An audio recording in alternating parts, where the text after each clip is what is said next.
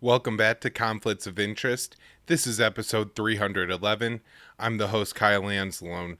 A lot to cover on today's show, including the U.S. continuing to provoke great power competition and moving towards war with Russia and China. So a lot of important news to get to on today's show. Be sure you share the show. It's hosted at the Libertarian Institute. We repost the show on the blog at antiwar.com. You can find the video version of the show on YouTube, Rumble, and Odysee. You can donate to the show at Patreon, Subscribestar, and Crypto. All that information in the show notes page. You can also support the show by doing your CBD shopping at Paloma Verde.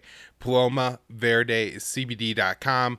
Promo code PEACE. That'll save you 20% when you spend $75 or more, and it gets the show a kickback. It's a fantastic way to help out the show and get yourself some high-quality CBD products to improve your life.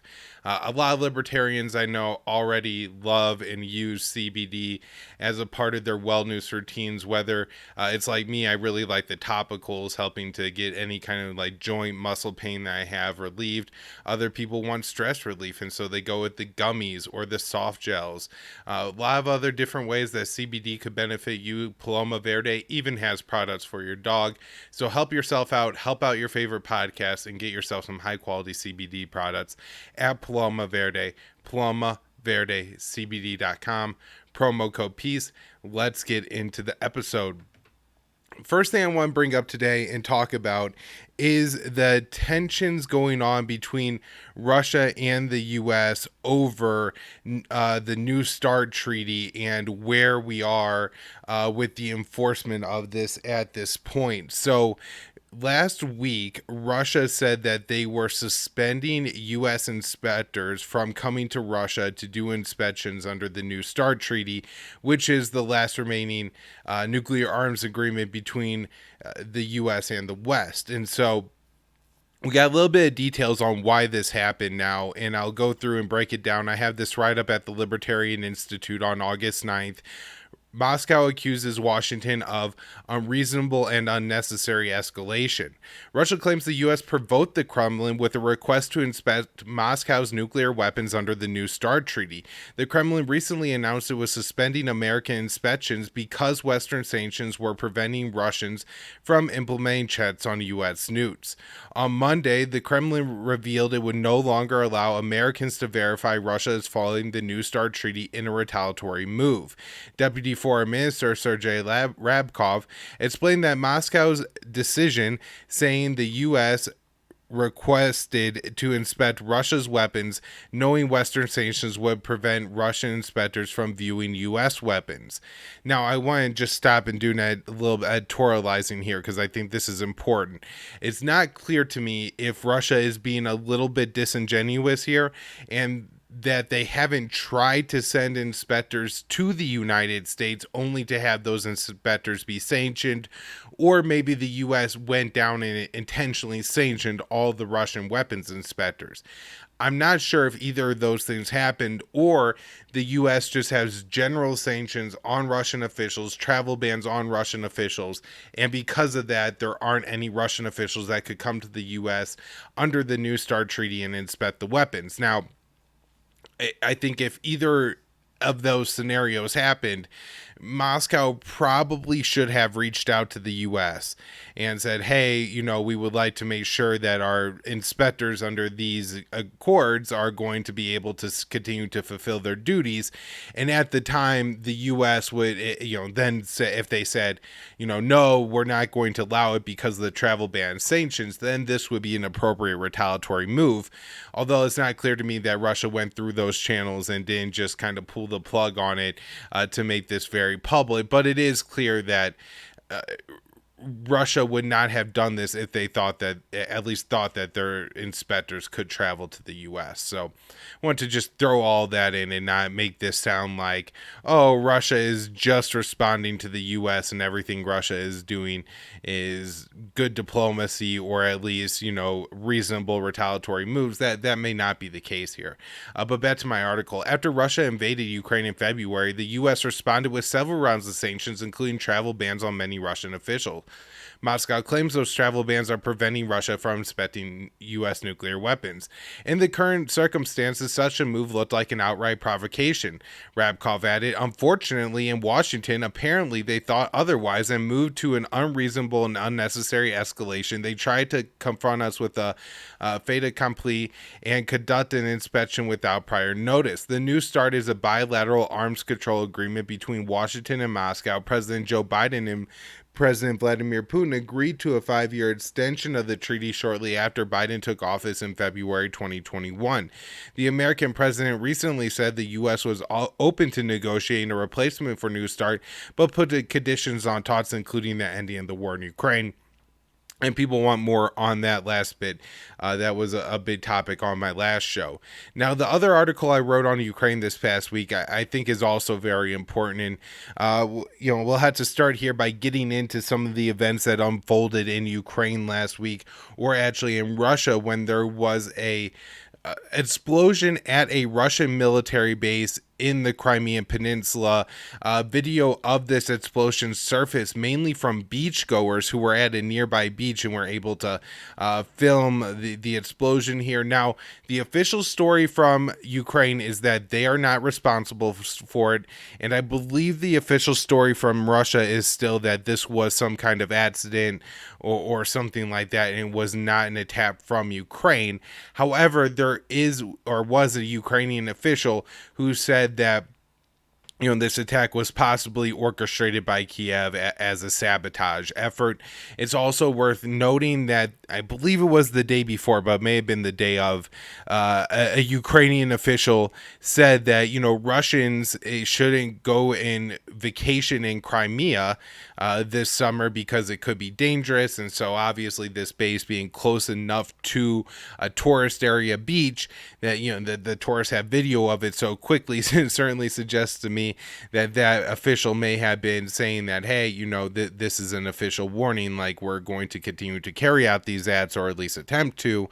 And so that I think it's very possible that Ukraine was at least in some way attempting to be behind this attack, but it's not necessarily the case that that's true. Of course, Russia has, I'm sure, suffered many thousands of casualties, if not tens of thousands of casualties in this war, which means there may be people in roles where they wouldn't normally be, and just because you're trying to move so many assets around, things like that, accidents happen. And so it's possible that this was an accident, but there's a lot of things to me that do make it seem like Ukraine was behind this. Now, another important note is after the attack, during his nightly address, the Ukrainian President Volodymyr Zelensky told the Ukrainian people that we are going to take back the Crimean Peninsula, which to me seemed to be even a little bit more telegraphing that Ukraine was behind this. Now, very interesting here, Zelensky tries to stop leads coming from his government. This is from myself and Will Porter on August 11th at the Libertarian Institute. Ukrainian President Vladimir Zelensky has voiced his frustration with unnamed officials from his own government for speaking with the press. During his daily briefing on Thursday, the Ukrainian leader said leads were harming Kiev's war efforts and are frankly irresponsible. During a Thursday briefing, Zelensky claimed that Ukrainian officials were discussing sensitive internal matters with journalists to boost their egos. War is definitely not the time for vanity and loud statements, he said, going on to argue that the leads to the press are setting back Ukraine's military. The fewer details you divulge about our defense plans, the better it will be for the implementation of those defense plans, the president said. Though it is unclear what plans Zelensky believes were revealed to the media, Kiev has been tight-lipped about some of its past operations, namely those on Russian soil, at times declining to confirm or deny reports of an attack. Earlier in the weekend, explosion rocked a Russian military base in Crimea, prompting immediate speculation about a Ukrainian strike. One Ukrainian official claimed his government was behind the attack, but Kiev officially denies involvement. Russia insists the blast was caused by an accident. Despite his complaints about the leak, however, speculation around the explosion in Crimea was fueled by Zelensky himself, who vowed to reconquer the Russian-controlled region region soon after reports of the blast. Crimea is Ukrainian and we will never get it up, he told reporters. Amid repeated denials from both Kiev and Moscow about the full extent of the Ukrainian operations within Russia's territory, so a lot of details remain unknown. A string of mysterious explosions have erupted in Russian military facilities along the border.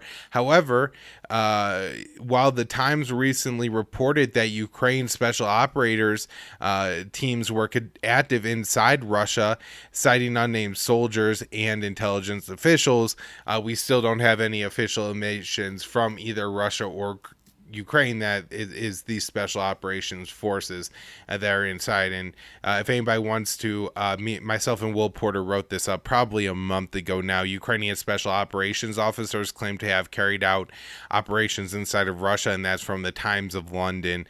Definitely, I think worth reading that article if you don't remember that show or didn't catch that article when it came out. So those are, I think, the big stories that I have. I think the lead story is pretty interesting given how this war has unfolded. So much of the Ukrainian strategy, I really believe, has been a PR full press campaign, which has meant having a lot of leaks going to the media. At one point in time, we had Ukrainian officials discussing plans to sink the Russian Black Sea fleet with U.S. provided harpoon missiles on Twitter. And so again, and then you had this Times of London team embedded with these Ukrainian special operators, and then you saw the official denials from Kiev. And so a lot of what comes out of the Ukrainian government, I think, is very coordinated. People in particularly the anti-war libertarian sphere blast Zelensky, and rightfully so. I'm not, trying to really endorse all of the decisions he's made with this statement, but I do think that what he's been trying to do is largely wage a PR campaign, because Ukraine can't fund its own war effort, it can't arm itself, and it needs all this other support from the West. And so if Zelensky is committed to the war, which he is, essentially the only way to do it is through this massive PR campaign. And given his background in acting, it's probably what he's been best at. And so Zelensky, I think, has done a pretty effective job here, but you would think people would start to rip him apart for the hypocrisy, right? This is a guy who sits on the cover of Vogue magazine and all this other stuff. He's posing for all these shots. He's appearing at the Oscars, and now he's talking about vanity. And the war has certainly been a huge boost to Zelensky. If you'll remember, in the days leading up to the war, even CNN was writing articles and running opinion pieces about Ukraine really made a mistake electing a president that was a former comedian. There's a few other stories on Russia from the past week that I really wanted to talk about. So these are all from my news roundup. And the first one I have here was written up by David DeCamp. The Financial Times reported on Saturday that Western nations are unhappy with Turkey's growing ties with Russia, and that Ankara could potentially face sanctions for its plans to increase trades with Moscow. Erdogan, that's the Turkish leader, has emerged as a broker between Ukraine and Russia, while most NATO leaders have completely abandoned the idea of diplomacy with Moscow. The Turkish president efforts have borne fruit and led to the deal that has facilitated grain exports from Ukraine. And so, I think this is so telling, right? Where you have the situation where Turkey is uniquely positioned, and before the war, maybe there were a couple other countries, but I think maybe China and Israel being the two that you would look at have more or less taken sides in this war. And so Turkey is probably the best positioned country to be able to work out an agreement between Kiev and Moscow. And rather than, if at the very least, not just leaving it alone, the West doesn't have to endorse what Turkey is doing, but to just not make threats about it, to not threaten sanctions about it, would at least show that they're not actively against peace. But they're doing, the worst thing. They're actively threatening to sanction Turkey. And if you remove all these states and there's nobody that could help these two countries negotiate and eventually end, eventually this war will end, and there's going to be a lot of Ukrainian people and a lot of Russian people, and there's not going to be a very good border between them. And so the fact that diplomacy could happen could be very key, but it seems that the West wants to make sure that doesn't happen. And it seems that if you don't have any diplomacy, it's just going to be a very slow victory by Russia where they take more and more Ukrainian territory. All right, another somewhat important story this week. Russia announced on Friday that it conducted an airstrike against a group of U.S. militants in Syria near Al-Tanf, a U.S. military base located in the south of the country. And so this is a border crossing between Jordan and Syria, where the U.S. has occupied and has attempted to draw a 50 to 55 kilometer zone around the base within Syria to say, Syrian forces can't come any closer to that. The U.S. bats some rebels there. And so I think we're seeing Russia challenge this a little bit more. Eventually, Assad's family, the Ba'athis of Syria, are going to rule most, if not all, that country one day again, and including this Al-Tanf area. And if they start to take it back, and if it eventually gets taken back, then the U.S. could have one less place of Syria it's occupying. So hopefully we'll respond to this by leaving, but typically the U.S. does the opposite, and we'll see if we build up forces, our air defenses in the region, to try to prevent any Russian airstrikes in the future. All right. Next up, the U.S. approved a $1 billion weapons transfer to Ukraine. Now, I broke this all down on last week's show about one of last week's show. The White House will approve a new $1 billion weapons transfer to Ukraine. That was last Sunday's show that I put out, that I discussed that article that I had written for antiwar.com. So it ends up being essentially what I had reported at the time.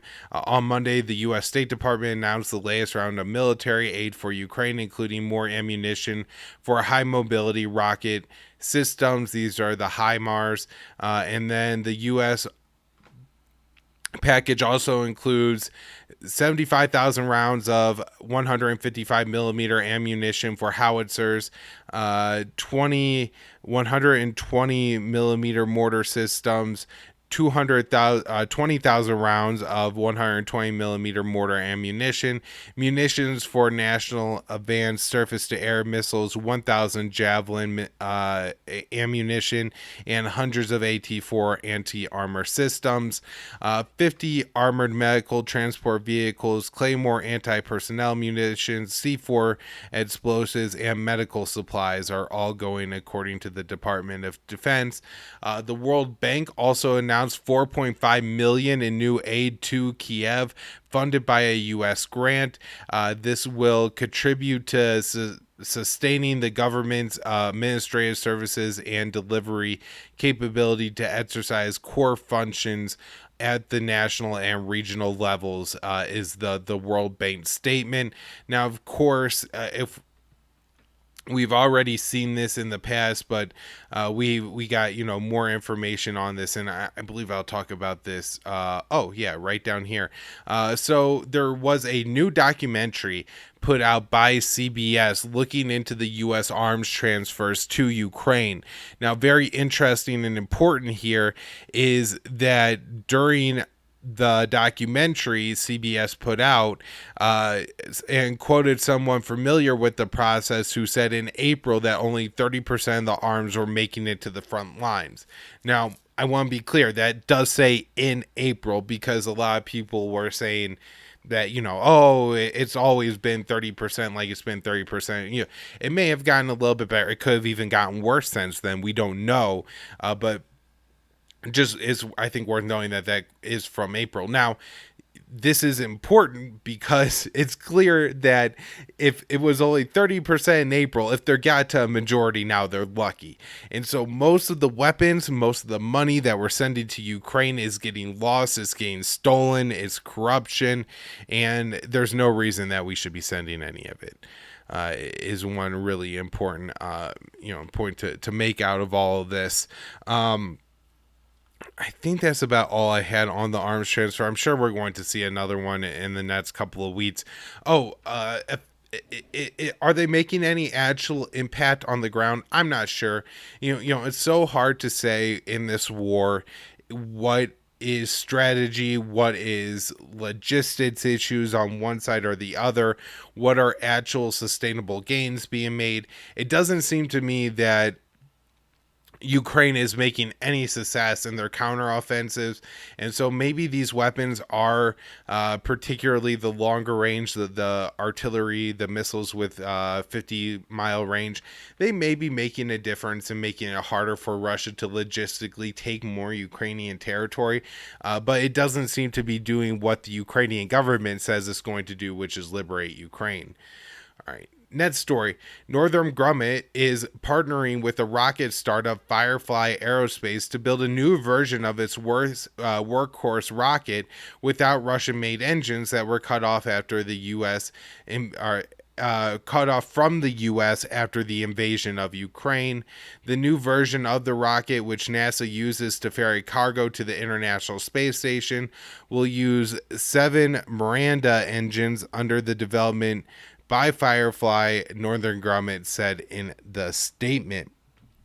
So, this hurts a lot of things, the U.S. sanctions, and it's very, easy and important to focus on the wheat and everything like that. But sometimes I think these kind of stories are more relatable in the fact that if you tell people, oh, they have to design all new rockets so NASA can ferry cargo, people take a little bit of interest in that because they like NASA and they like the nice photos that get put out.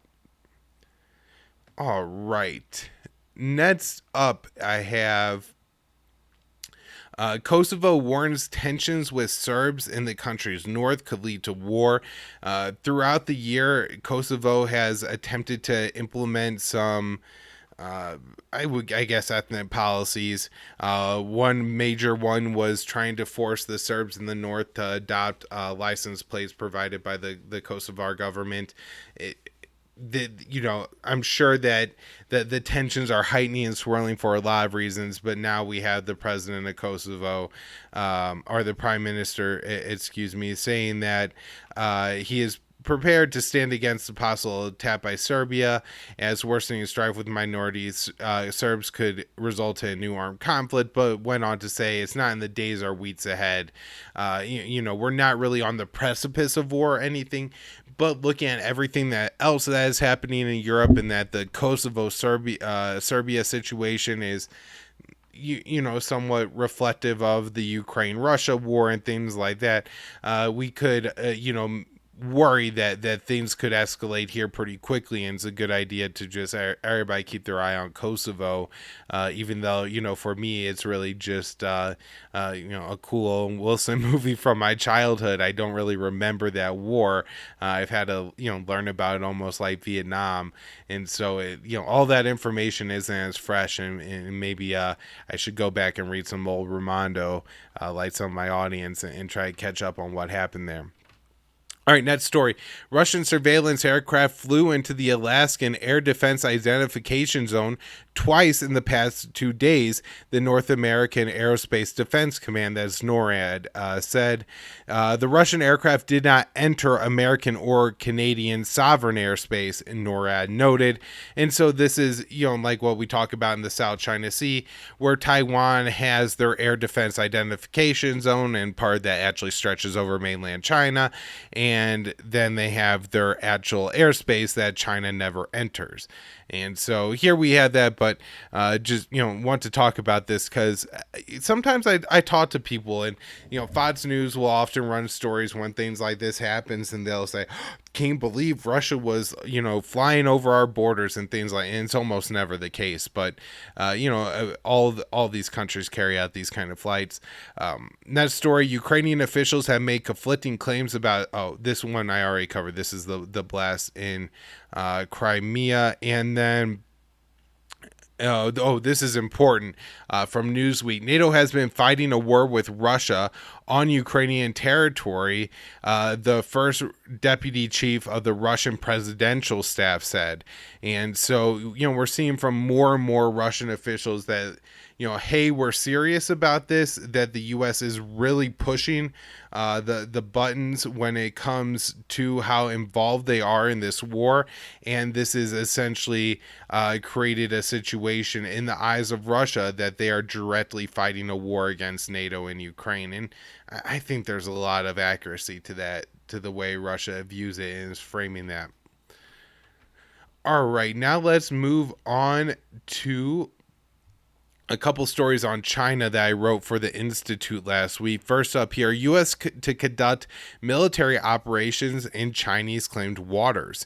Amid unprecedented Chinese military drills around Taiwan, a top defense official said the U.S. will carry out Taiwan Strait transits and freedom of navigation operations, FONOPs, in the waters claimed by China.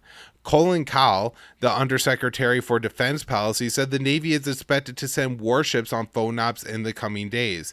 We will continue to stand by our allies and partners, so even as China tries to chip away at the status quo, our policy is to remain the status quo with a free and open Indo-Pacific, frankly, is what I think most countries in the region would prefer, Kahl said.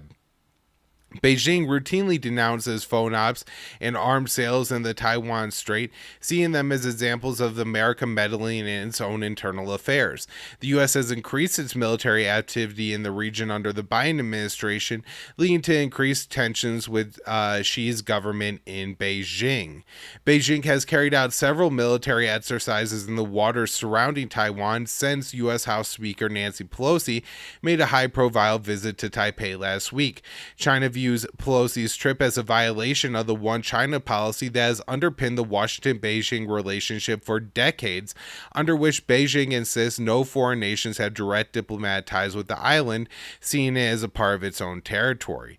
China currently has 13 warships in the waters off Taiwan's shores and has taken several other unprecedented steps in recent days, such as sending warplanes over the median line in the Taiwan Strait and firing missiles over the island. A Chinese defense official warned the drills could become real military operations at any point.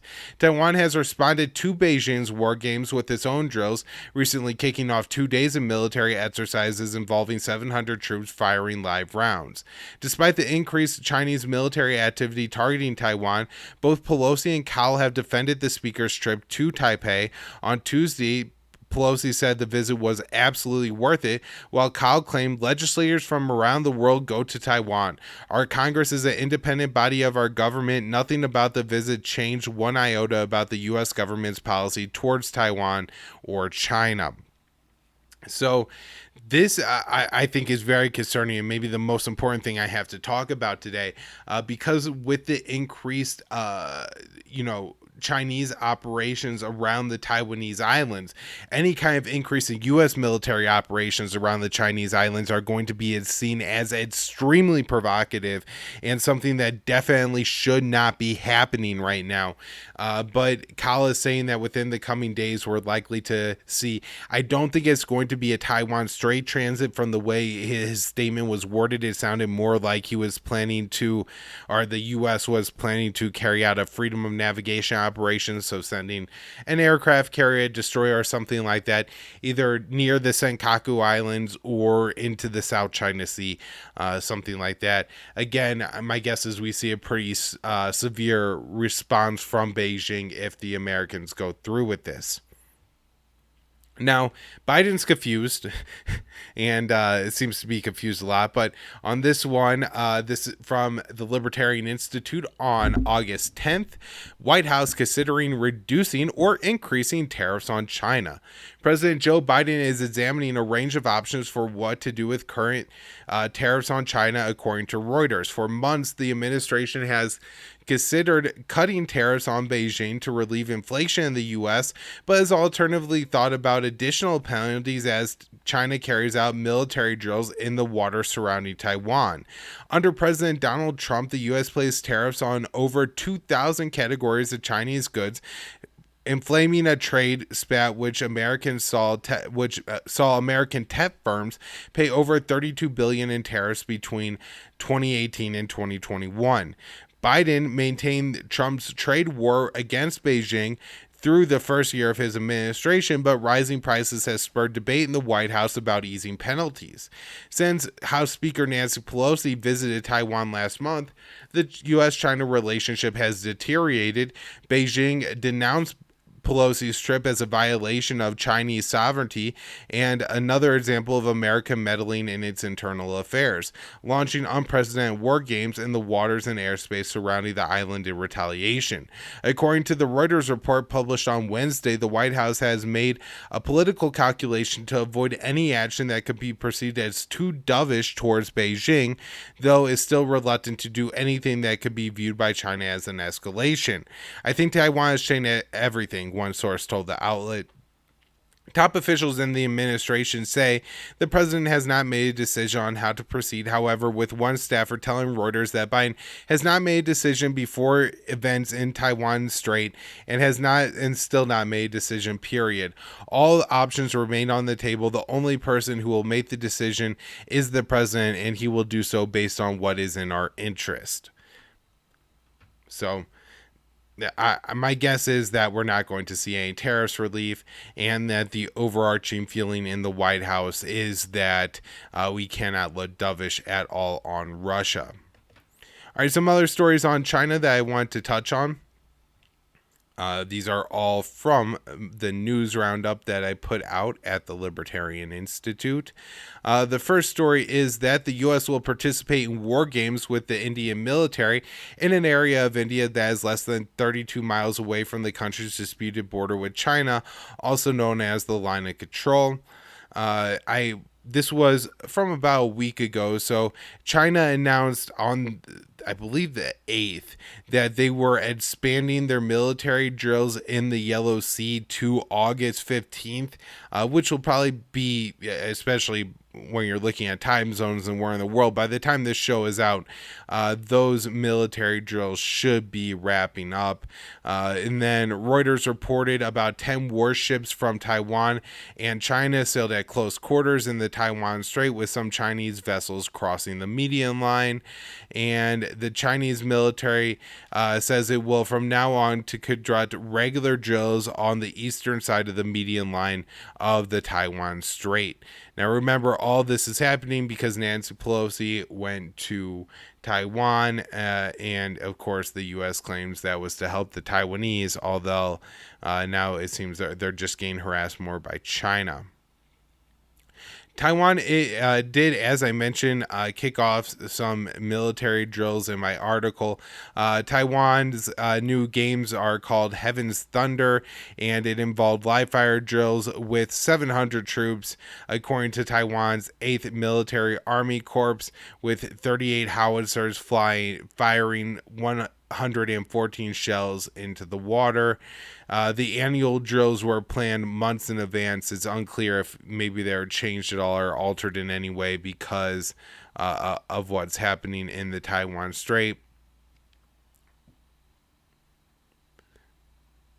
The Pentagon has not changed its assessment, this is from Politico, that China is planning to invade Taiwan in the next 2 years, according to a top Defense Department official. And so, this is really interesting of kind of how the rhetoric works in Washington, right? Where in one sense, you have all this heightened concern and Nancy Pelosi has to go to China, and the Pentagon says, well, nothing's really changed anyways. And that does seem to be the case if we look at the rhetoric from Beijing at this point. When I talked with Dave DeCamp last Monday or Tuesday about this, one of the things that we had discussed was that China had released a new white paper, and with that new white paper, they had, said they're still looking for peaceful reunification with Taiwan. President Biden signed the CHIPS Act into law last week. This will be a massive $280 billion piece of legislation that is intended to help the U.S. counter China on the economic stage, although my guess is that this is just more cronyism that won't in any way help the American people. A few more stories on China to get through here today. We had at the end of last week, this is from August 11th, published in Fox News, Taiwanese officials say 17 Chinese fighters crossed the median line of the Taiwan Strait as tensions over the disputed island continue to flare. Dave DeCamp at antiwar.com has an important piece out here, which we did discuss this on the show last week, but I just want to highlight here. The document, the new white paper that China put out, the document emphasizes that China's goal is still for peaceful reunification, but it won't. But also makes clear it won't rule out military force if the foreign military intervention or separatist forces in Taiwan go too far. And so you can see that what the U.S. is doing is particularly provocative and problematic in Taiwan, and could, I guess, cause China to take actions that the U.S. Is at least saying they don't want China to take. Now, I want to move on and talk about Africa, and I got a bunch of stories here. It's probably been since the beginning of June since I've done some pretty good coverage on a lot of these conflicts going on in Africa and important things happening.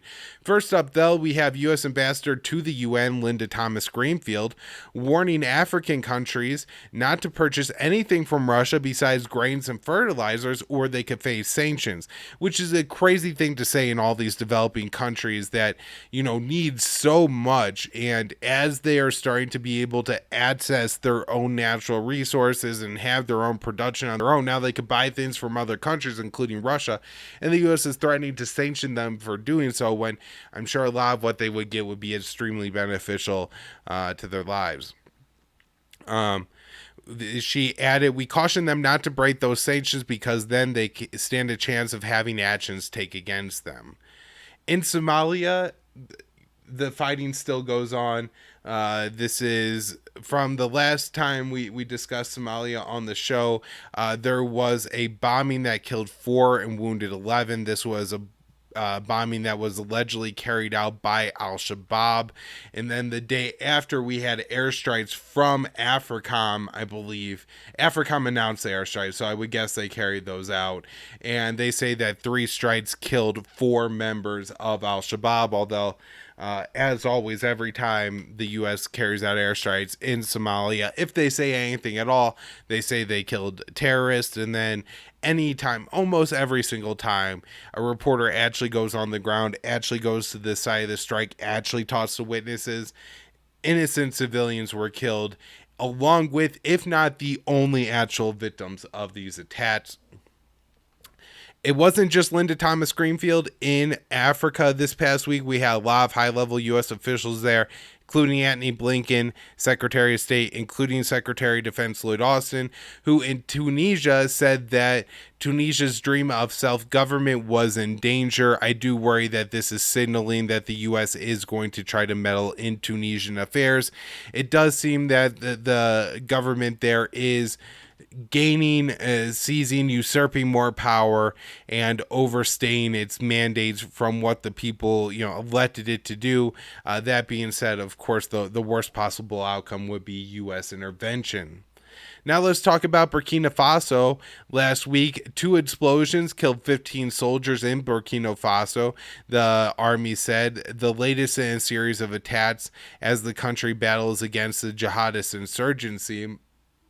Now, again, I haven't talked about Burkina Faso in the show in about 2 months, and so a couple other stories that have come out. In July, the army admitted to killing multiple civilians in the strike. We didn't get a lot of details on what happened, but it was interesting that we got an admission at all from the army. The government of Burkina Faso, as of late June, only controlled about 60% of that country. 22 soldiers were killed in a July attack by jihadists in Burkina Faso. The largest attack in the past couple months occurred in mid-June. On June 13th, it was reported that 100 plus civilians were killed by jihadists, and then the day before there was a report of 12 civilians being killed by a jihadist. As I mentioned, Secretary of State Antony Blinken is also in Africa, and he was in Rwanda. Oh, yeah, I believe he was in Rwanda when he made this statement. He said that he was concerned about Rwanda providing support to the M23 rebels in the Democratic Republic of the Congo. Since May, M23 has waged an sustained offensive, killing dozens and displacing tens of thousands of people. By July, it controlled a territory in Congo almost 3 times as large as it did in March, a group of UN experts said. So that's like the big thing going on in the Congo right now is the fighting going on in the areas, I believe, that pretty much border Rwanda. I think this is I don't know all my Central African history perfectly, but the group that was the victims of the genocide in Rwanda, some of their members ended up then in the Congo, and I believe the M13 is made up of those members. And so, that doesn't really have a whole lot to do with anything, but it's this particular ethnic group. In the past, we've had the East African Country Coalition try to put together some kind of military force to go into the Congo. I don't believe that has happened yet, and that most of the forces there are either Rwandan or Congolese at this point.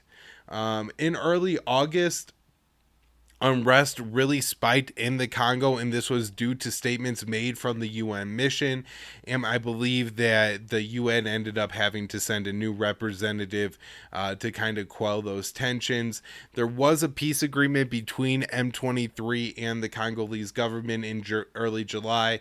It fell apart. Reports are that happened because of the M23 group, but I'm sure the Congolese government has a little bit better PR than this Rwandan rebel group. In mid-June, a Congolese soldier crossed into Rwanda and was killed, and the Rwandan foreign minister said, this is causing escalating tensions, but at the same time, it's unlikely to lead to a war. And as far as I've seen, there hasn't been a direct killing between the Congolese forces and the Rwandan forces in the Congo yet. All right, next up, talking about Mali. Last week, Mali's government received several fighter jets and helicopters from Russia, which became a close ally in its fight against Islamic militants. And this was written by Voice of America, the U.S. propaganda outlet. So very interesting, but I did confirm both the Russian government and the Malian government issued statements saying that, yes, they received this military equipment. I'm not sure what they're going to do with it. It's worth noting that a U.S. trained general is the commander of the military junta that's currently in charge of the Malian government after seizing control in a coup. Now, Mali is, along with Burkina Faso, maybe seeing some of the most violence in the Sahel of Africa this summer. So Mali got some military equipment from Russia, but we recently found out that 42 soldiers were killed in an attack. Now, one interesting development for Mali that was in the direction of some good news was the Malian military junta agreed to elections after 2 years, and while the U.S. said that they wanted it sooner, that was enough for the group of West African states to go ahead and lift their sanctions on Mali. And so there's a lot of death going on in Mali. 122 people were killed in a massacre in June. UN peacekeepers are being targeted and killed. However, maybe that the elections go forward, that could bring some kind of stability to the country, but there's not a lot of good signs at this point that any of these tensions are going to cool off. As the U.S. overthrew Gaddafi in Libya, it really did spread the jihadist movement across this region of Africa, and we're just seeing the problem years and years later. And now it's reaching all the way to Africa's Atlantic coast. For a long time, it was really just isolated to the the Sahel countries, Burkina Faso, Mali, Niger, maybe northern Nigeria, maybe northern Cameroon, but now so many other countries are suffering from these jihadist attacks and just, some of the scourge of American imperialism that has occurred over the past couple of decades. All right, that's where I'm going to wrap up the show for today. Hope everybody's enjoying it. Please share the show if you can. Libertarian Institute, antiwar.com, and Twitter, follow me at Kyle Anzalone _. Thanks, everyone.